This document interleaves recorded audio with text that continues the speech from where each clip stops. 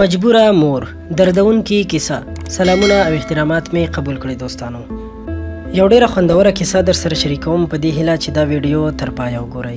کیسه کوونکی وایي مازدیګر خپلې طلایي وړانګې وغوړولې. تیز باد او دوړو د ښار ټوله بڼه بدله کړه. هغه د سړک په منځ کې په لړزېدلو قدمونو را روانه وه. باد به یې کله ټیکری یو خوا کله بل خوا کش کړ، خو هغې پرله پسې هڅه کوله چې ویښتان یې ښکاره نه شي. ما ګاډی د سړک یوې غاړې ته ودرولو. د هغې په لور ورغلم. ورته مې وویل ترورې چیرته روانه شوې یې؟ هغې ځواب راکړ زویه روانه یم کور ته ځم. ما ورته وویل راځه چې زه دې ورسوم. هغه زړه نازړه را سره په موټر کې کېناسته. په لاره کې مې ورته پام شو، له سترګو یې اوښکې روانې وې او هغې په لړزېدلو لاسونو له سترګو اوښکې پاکولې.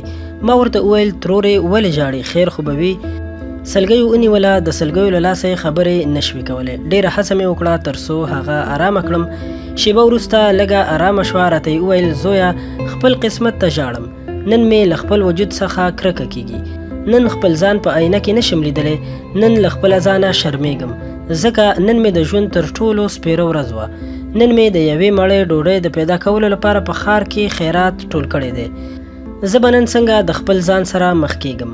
د هغې هرې خبرې مې زړه ټوټه ټوټه کړو. څه مې نشو ویلی، چوپ پاتې شوم.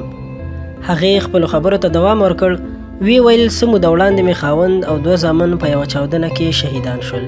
اوس کور کې واړه اولادونه او لمسیان راته پاتې دي. غرمه مو څه نه درلودل. د خوراک لپاره مجبوره شوم په ښار کې خیرات ټول کړم تر څو د خوراک لپاره یوه مړۍ ډوډۍ پیدا کړم. د مجبورې ترور دې خبرو مې زړه ارې ارې کړ او له سترګو مې بې اختیاره اوښکې روانې شوې. دوستانو دا کیسه تر همدې ځایه وه. که خوښه شوې مې وي مهرباني وکړئ دا ویډیو در سره لایک کړئ، خپلو ملګرو سره هم زموږ د چینل له شریکه کړئ او زموږ چینل در سره ضرور سبسکرایب کړئ. تر بلې ویډیو درنه اجازت غواړم. د الله په امان.